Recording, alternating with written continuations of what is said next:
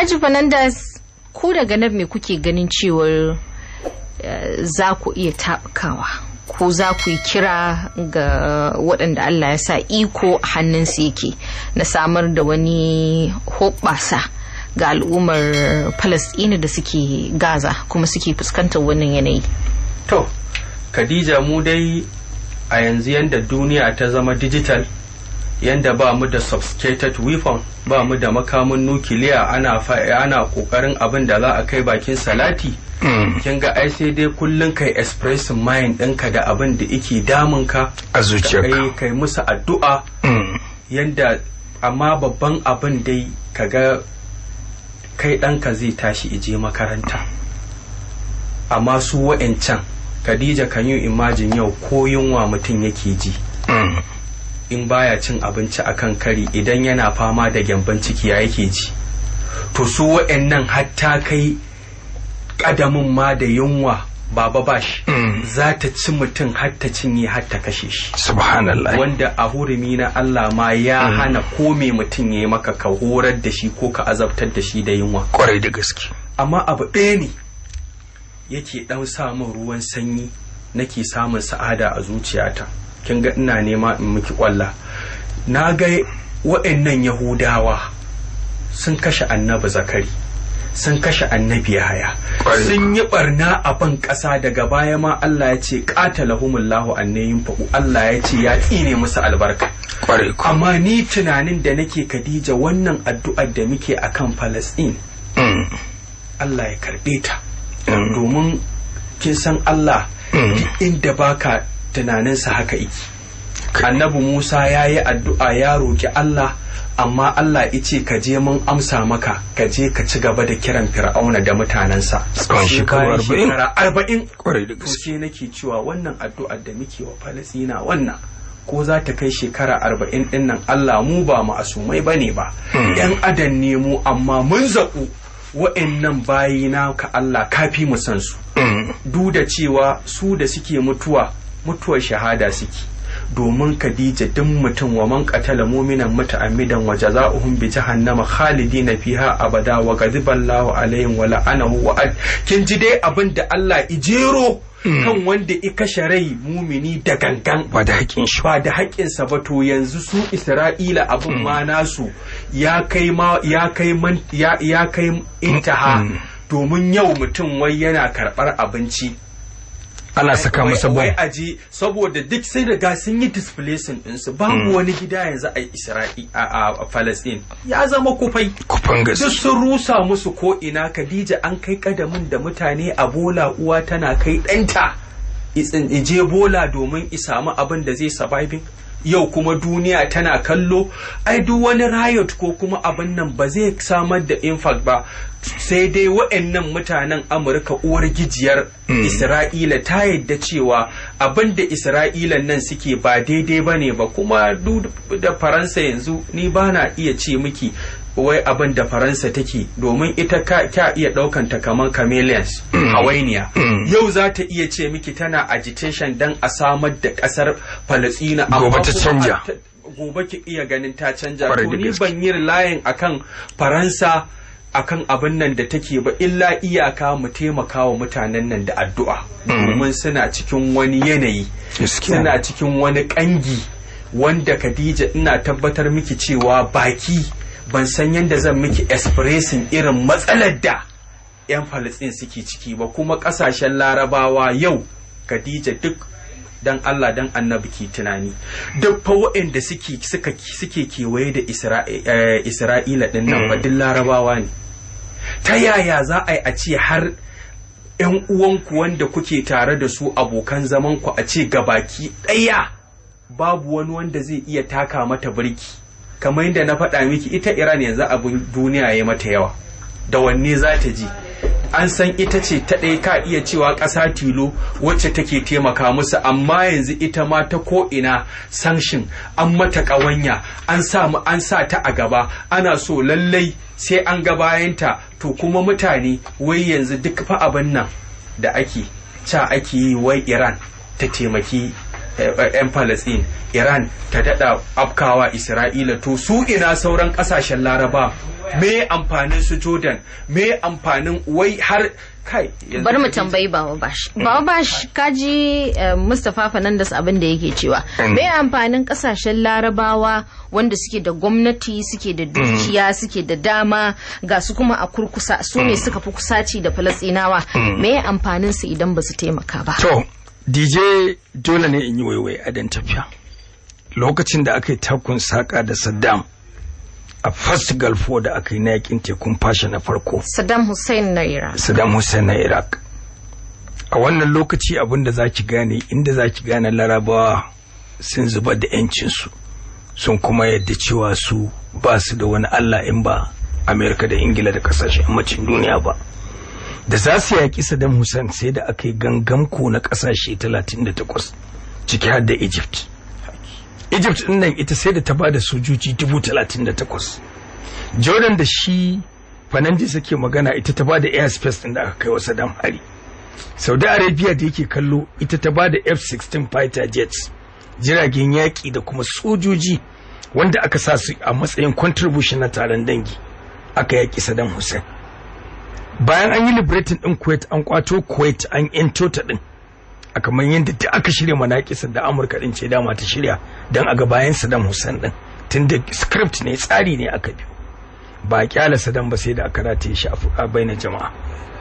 Sannan kuma idan kika riga kika duba za ki ga cewa dubarawar da kasashen Larabawa suka taka sun mai da allolinsu ya kasance Ingila da Amerika da sauran kasashe na yammacin duniya dukkan abu guda ɗaya ne suke haka, shine su kare kujerarsu ta iko. Sun yadda duk wani abu da za su yi mai yiwuwa wanda za su yi amfani da duk wata fawarsu da ikonsu, in dai za su tabbatar da karfin kujerarsu da ɗorewarta, to sun yadda kowa ma ya mutu. Kwanan nan Donald Trump ya je Middle East, na kafa hujja a cikin wannan shiri, ya je neman investment. Su wane ne suka bashi dala na guga dala trillion 2?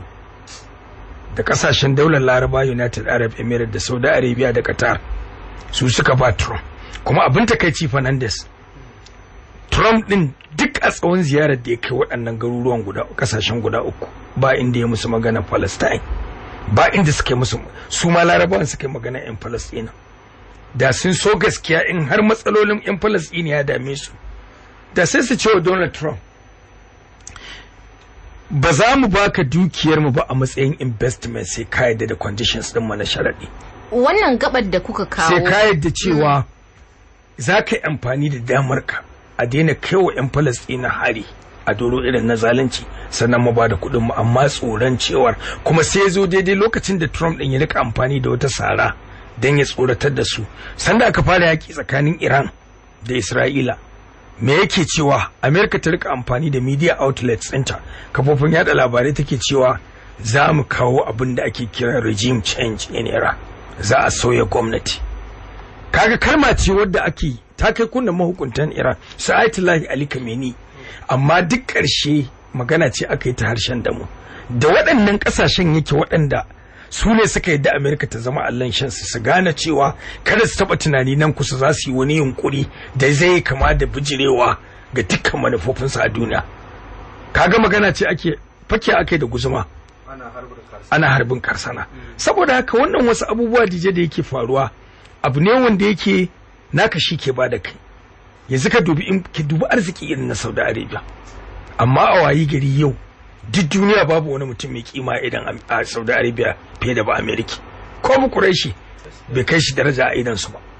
To saboda haka in ka riga ka duba zaka ga dogon tarihi za a kalla abubuwan da suke faruwa. Kasashen Larabawa tuni suka sanar da yancin su. Jamal Abdel Nasser ya sha faɗa a 1956 lokacin da aka kai wannan harin a wannan mashigin ruwan na Suez Canal, wanda Isra'ila da Birtaniya da France kai hada gangan ko suka kai hari.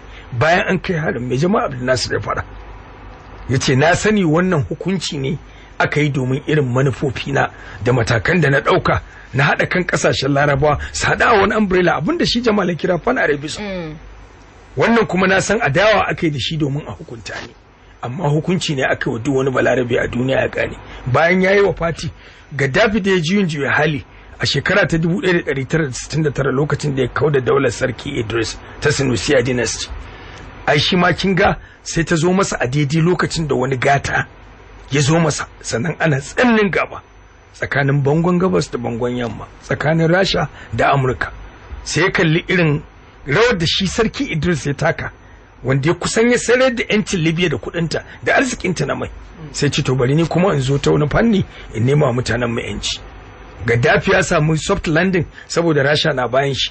Duk wasu muggan makamai da ya mallaka, wanda duk Afirka ba mai makami irin na Gaddafi, domin kawai ya kare yancin Rasha da taya ta yaƙi tsakaninta da Amurka.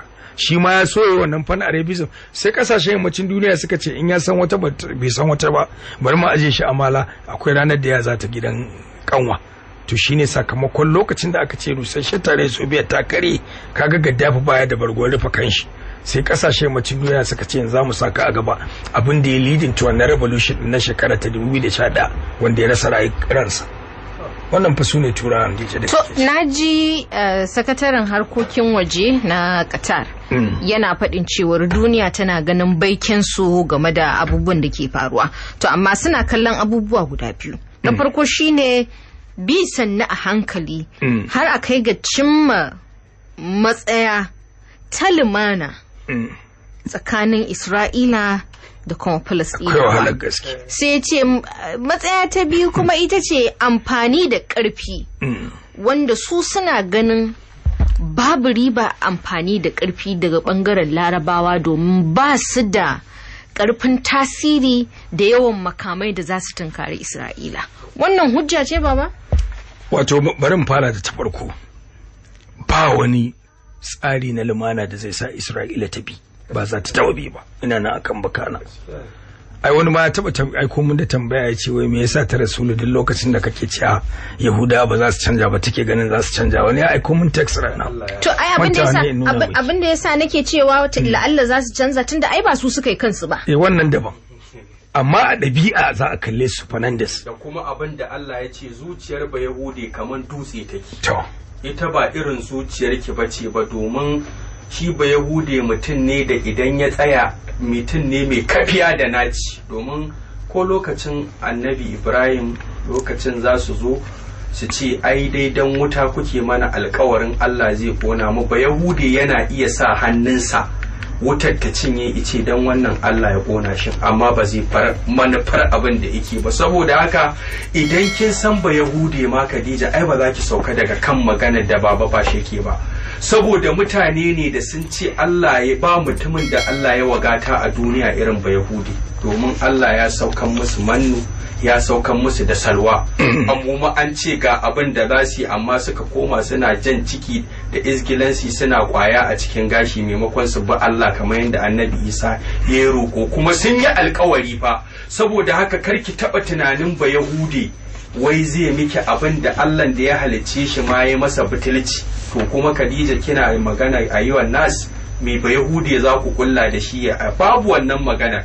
Har gurasa Allah ya sauka kan musu guda 7, kuma suka mai da wannan ranar idinsu. Duk fa Allah ya musu ne dan su dan su ba da gaskiya, amma ba Yahudi duk wannan bai sa.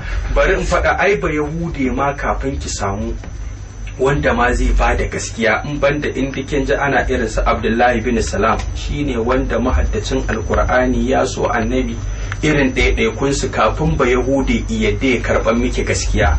To wannan abu ne mai wahala. Kuma maganar da kika yi ta bani dariya Khadija, wai maganar kasashen Qatar da waye, duk ba su ne suke ba da airspace ɗinsu ba, aka dinka zuwa ana yaƙar Iran. Ai yanzu duk duniya kai musulmi baka da wata ƙasa da kake wato kamar yadda baba ba shi ke faɗa kake bugun kirji da ita irin Iran, domin su wannan system ɗin da suka ɗauka na Ayatollah Ali Khamenei ya sa suna da shugabanci, kuma wannan shugabancin su ma da ba su da shi. A ci duk abin da spiritual leader ɗinsu ya faɗa ta zauna a tafi. Ai Allah ne yake gaya mana wa atasamu lihablillahi jami'an wala tafarraqu. In dai za a dunkule ɗin. Kuma Khadija da kike wannan magana, Allah fa cayi mumini ɗaya zai iya yakar wanda mushriki wanda bai imani ba guda 10. Me yasa Allah yake gaya mana wannan? Saboda karfin zuciyar kai in ka mutu lada da gafara da rahama zaka samu shi ko wancan ba shi da ƙarfin zuciyar, bai ma yadda da abin da ike ba. Saboda haka maganar ma ki ce wai ai Allah ya riga ya faɗa la tajidanna ashaddan nasi, to Allah ya riga ya fallasa miki Yahudawa a Alkur'ani guri daban-daban ga yanda suke, ga su baka alkawari da su, maciya amana ne. Saboda haka su kawai abin da za ka yi wato ka karnanta jinin su, ka fito na fito da su, ka wato bankashi ake cewa ko to shi kadai ne zai iya sa miki ba Yahudi juya ibada baya. Amma wai magana ki ce wai a zo wai da maganar diplomasiya, su ma kasashen Laraba sun san ba da gaske suke ba. Gaskiya ne. To da wannan kuma masu sauraro bari mu tafi mu kai ga turka-turka da ke tsakanin Amurka da kuma Rasha. Tunda hagun taki sai kuma dama. Hagun din da taki samar da daidaito a gabas ta tsakiya. Ko ya za a yi? Shin wancan tsari na isar da kayayyakin agaji zai ci gaba da ɗorewa? Masu ruwa da tsaki da ke ganin cewar dole nan da zuwa wata mai kamawa, watan Satumba, za a tabbatar da ayyana Falasɗin a matsayin ƙasa ita ma mai 'yanci, za a kai ga wannan gaci. A bayan wannan bari mu tafi inda kwaba ta yi ruwa tsakanin Putin da kuma Donald Trump. Makon da ya gabata mun ji Donald Trump ba shi yana ba da wa'adi na cewa kai kwana 50 ma da muka ba wa Putin. Mun dawo da shi ba. Mun dawo da shi ba ya zama kwana 15. In ji Trump. In ji Trump. Mahaukaci da gata. Kai ya ma kasa gane Trump domin asali ba haka yarjejeniyar da ke tsakaninsu take ba. Ya kasa gane Putin. Ai alkawari aka yi cewar za a yi ban gishiri in baka manda. A cikin wannan ban gishiri in baka manda din tsagaita wuta tana daga saman ajanda manufar da ta hada su. Try inda za ki gane kamar yadda na faɗa na ce da Zelensky yana da fitila ta hangen nesa. Da duk wannan halin da Ukraine take ciki da bai da an fada ba. Dukkan su waɗannan shugabannin guda biyu tsakanin Putin da Trump abin nan da Bahaushe ne ke cewa da bako da tukura dukkan su in butawa ne. Saboda duk course ɗaya suke fight. Magana guda ɗaya ce abin da ake kira strategic interest a diplomasiya. Tunda shi ki kalli contention wanda batu ko abin da shi Trump ɗin ya rike shi a matsayin wukar gindi. Ya ce shi Zelensky da ya ba da kofa Amerika ta samu access ga ma'adinan Ukraine. In hakan ya faru akwai abin da Amerika za ta iya yi masa wajen nema masa ta gomashin ceasefire na kawo ƙarshen mayakin gabaki da. Idan kika duba shi Zelensky Amerika na dukansa daga ta gaba, Ukraine na tankado shi ta baya. Saboda in kika duba duk waɗannan shugabannin guda biyu magana ce take sisina, dabarar yaƙi ce kowa buƙatarsa ta ƙasa yake so ya cimma burinsa. Saboda haka wannan wani abu ne wanda yake ko lokacin da aka fara wannan yakin aikin yi tambaya kika ce tsawon dogon wani lokaci nake gani za a ɗauka kafin yakin ya zo ƙarshe. Na ce wannan yaƙi ne mai tsayin gaske duba da irin abubuwan da suke tattare da wannan yaƙi. Saboda haka yanzu ita Ukraine ta shiga cikin wani hali, Zelensky ya shiga cikin tasko duba da cewa waɗannan ƙasashen guda biyu kowanne kaɗa gangarsa yake daidai da ya ɗaura gangarsa, kuma za a kai ga wani ƙadami guda ɗaya mai zuwa wanda na yi hasashen shi yanzu ina kan bakana. Daga lokacin da waɗannan manyan ƙasashe guda biyu don magana wai a gwabza ko mutane su rika tunanin da shi Putin da Donald Trump za a yi irin abubuwan da suka faru tsakanin Benjamin Netanyahu da irin Ayatollah Ali Khamenei, situation din ba iri dai bane, ba za a kai ga haka ba. Ai kasashe guda biyu masu karfi sai dai kowane wa ɗayan sa Allah ya isa. Rasha yanzu idan kika duba a matsayin ta mai karfi a duniya, America ta fi kowa sanin mecece Rasha. Ai ko gwani shi yake gane gwani. Saboda haka wannan wani abu ne wanda yake sai dai su dinga wasa da hankalin duniya, amma kowanne ya tsaya kai da fata wajen cimma bukatunsa waɗanda suka shafi ƙasa. Da haka shi Donald Trump ma akwai wani yanayi da zai iya zuwa da zaki mamaki, kin san shi kuli-kuli ne. Ko ina jikinsa gaba ne. Ko ina jikinsa gaba ne. Daga lokacin da ya fahimci Zelensky ba zai iya ba da access inda ya nema ba ga ma'adinan Ukraine din, the same Donald Trump ne zai dawo su sake haɗuwa da Putin din. Ya ce to ga abubuwan da muke kallo ya kamata idan ana so a samu zaman lafiya sai shi Zelensky ya da ya sarayar da territories din da aka riga aka karbe a lokacin da aka yi wannan yakin. Daga lokacin da kuma shi Zelensky zai iya kallon cewa shi ya kwaru a cikin irin wannan tsarin, za ta kai ga Rasha za ta ci gaba da kai masa hari sake babu kaidi ba da shakka, kuma ko yanzu ana kai masa hari duk da alkawarin da Amerika ta yi da kasashen duniya da EU na cewa za a ci gaba da bashi taimako. Hikimarsu a nan shine in duk wata hanya da Amurka take neman mafita ta gaba ta kai ga samun manufarta ba, to za a wayi gari za a kyale Zelensky ya ci gaba da karɓar gashi daga hannun Putin har sai an kai lokacin da suka yi general assessment daga bangaren su suka gano cewa Ukraine fa karshen ta yazo, to sai a nemi a compromise din Putin ya yadda, Trump din ya yadda. In an zo kuma daga karshe bayan an tabbatar da cewa babu Ukraine sai buzinta, wannan kasashe na yammacin duniya wanda suka yi ikirarin ba Zelensky taimako domin ya kare kanshi daga hare-haren Rasha, su ne za su zo su bidin din kwangila da za a gina Ukraine. Da Zelensky yana da dogon haske da bai bari ya yi haka ba. A cikin jawabinsa na ji shi Vladimir Putin yana cewa su a al'adar su ta mahukuntar Rasha su ba sa soma fada. To amma kuma in an taba su za a ji babu daɗi. Kwarai da gaske haka ne. Abin da ya ce kenan. Haka. To muna so a fasa mana wannan batu kamar me shi Putin din yake nufi da haka. Yana nufin cewar duk wata gudunmawa a bayan wannan matsaya da aka samu kai a ciki, duk wata gudunmuwa da ta biyo daga hannun Turawa wadda ta karfafi Ukraine ta kai wa Rasha hari, domin ko a jiya Ukraine din ta kai wa Rasha hari, kenan za a tsammaci Rasha za ta mai da martani wanda ba zai yi wa kowa daɗi ba? Ai shi tuni Putin ya kirga kwayayensa a cikin kwando ɗaya, ya riga ya san menene bukatarsa, kuma kamar yadda yake magana yake cewa ita Rasha ba ta yin abu sai an taba ta. A cikin shirin nan na ta faɗar halayyar shugabannin Rasha tun gabanin ma shi Putin ya bayyana tun Rasha tana Rasha a dunkule tun daga lokacin gwamnatin Lenin.